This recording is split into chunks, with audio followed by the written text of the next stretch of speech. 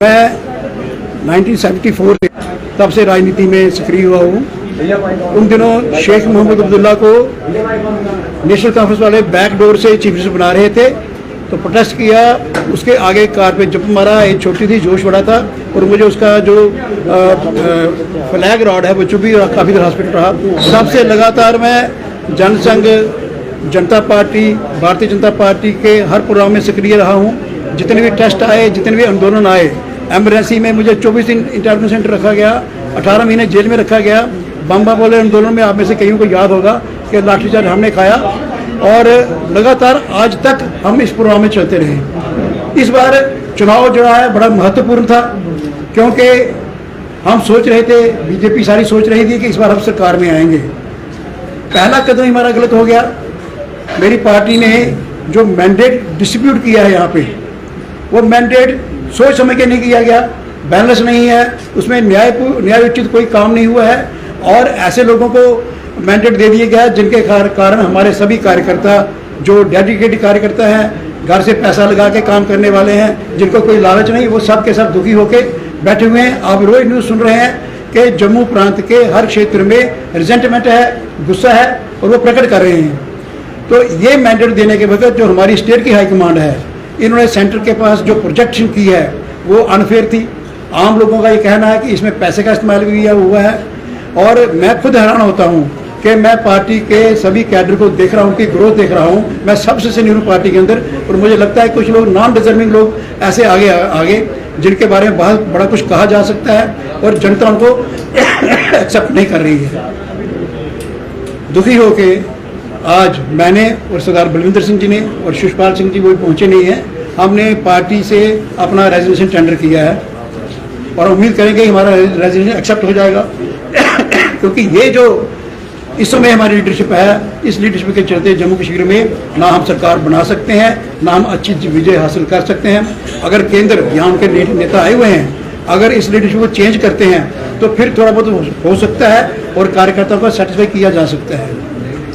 मेरे ऊपर ये दबाव बन रहा है कि मैं भी जम्मू ईस्ट से फार्म करूं। मैंने तभी आंदोलन में काम किया है, तभी आंदोलन पूरी तरह जम्मू ईस्ट में है। जम्मू ईस्ट के लोग हमारे साथ जुड़े हुए हैं। 2013 से हम लोग काम कर रहे हैं और पार्टी के साथ भी चल रहे हैं। और जम्मू के जो मसले हैं जिनको हमारी लीडरशिप उठाने में फेल हो गई, मैं मोदी जी की सोच से पूरी तरह मुतासर हूँ और उनकी जो गरीब कल्याण की योजनाएं हैं उनको इम्प्लीमेंट हमने करवाना था, अगर हमारी लीडरशिप करवा नहीं सकी है, लोगों को उसका लाभ नहीं हो रहा।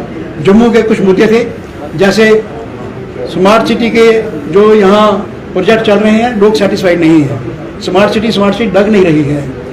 आपने सड़कें भी तंग करवा दी, आपने तभी भी तंग करवा दी, झील जो बननी है, लेकिन हमारे नेतृत्व ने कोई बात नहीं की। केवल मोदी जी का नारा लेके हम जाएंगे लोगों के पास और यहाँ की बात नहीं करेंगे तो लोगों के पास हम नहीं जा सकते, तो यहाँ की बात नहीं होती है। लेकिन तभी आंदोलन के नाते, बीजेपी के सीनियर लीडर होने के नाते मैं ये सब मुद्दे उठाता रहा हूँ, आपके माध्यम से उठाता रहा हूँ। जो बिजली के बिल आ रहे हैं, जो ओल्ड एज पेंशन बंद की गई है, ये सारे मुद्दे मैंने उठाए हैं और आप सब इसके सबूत हैं। लेकिन मेरी पार्टी ये मुद्दे नहीं उठा रही है, तो हम जनता के पास क्या मुंह लेके जाएंगे। इसलिए दुखी हो गए, मैं आज रिजाइन कर रहा हूँ और मुझ पर मेरे साथियों का दबाव है। एक बारिश है, बचदुआ है, हमारे बहुत सारे लोग आज पहुँच नहीं पाए, आ जाएंगे।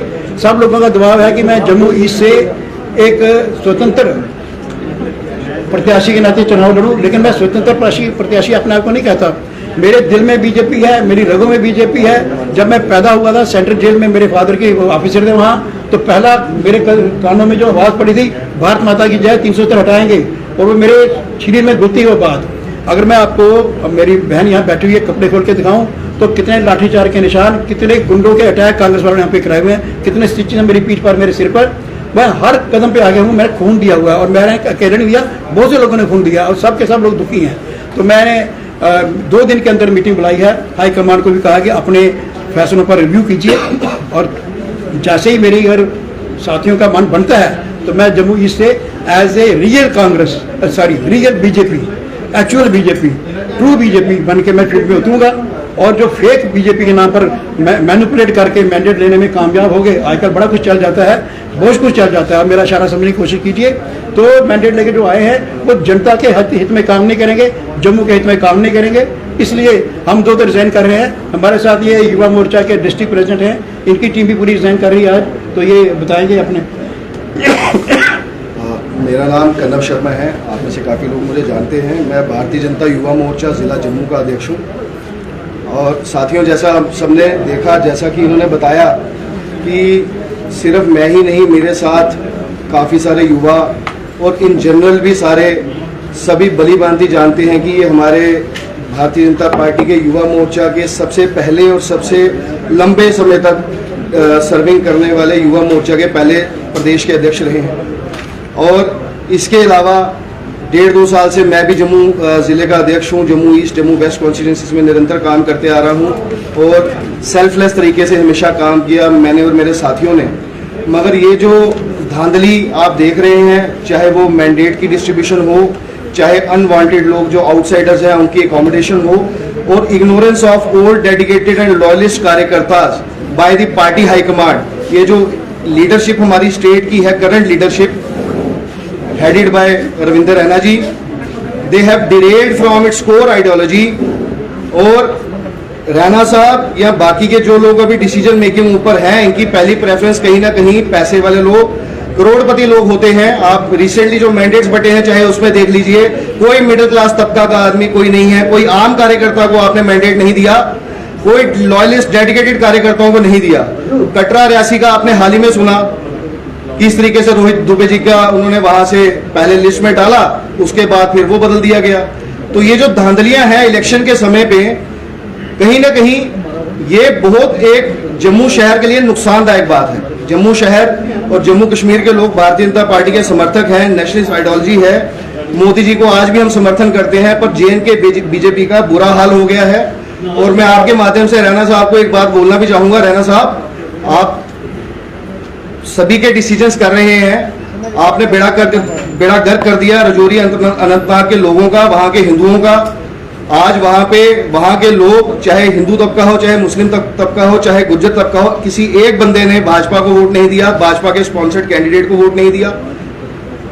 और ये आज जो आप बाकी देख रहे हैं पूरे जम्मू शहर भर में, पूरे जम्मू कश्मीर में जो रिबेल हो रहा है कैंडिडेट्स की डिस्ट्रीब्यूशन को, मैंडेट्स की डिस्ट्रीब्यूशन को लेकर के, मैं रविंदर रैना जी को ये कहना चाहूंगा कि रैना साहब, आपको CM बनने का शौक है, आप बनिए, मगर मैं आपको बोलूंगा अगर आप सही लीडर हैं तो इलेक्शन कंटेस्ट करके बनिएगा। चाहे आप जम्मू साउथ से आइए, चाहे आप नौशहरा से आइए, रिफ्यूजी खाते में नॉमिनेट होके मत आइएगा, आप लोगों के बीच में उतरिए, लोग आपको अपना जवाब खुद देंगे। और चंद्रमोहन शर्मा जी, आपने अभी कहा कि मैं इस्तीफा दे रहा हूँ भाजपा, इस्तीफा भेज दिए।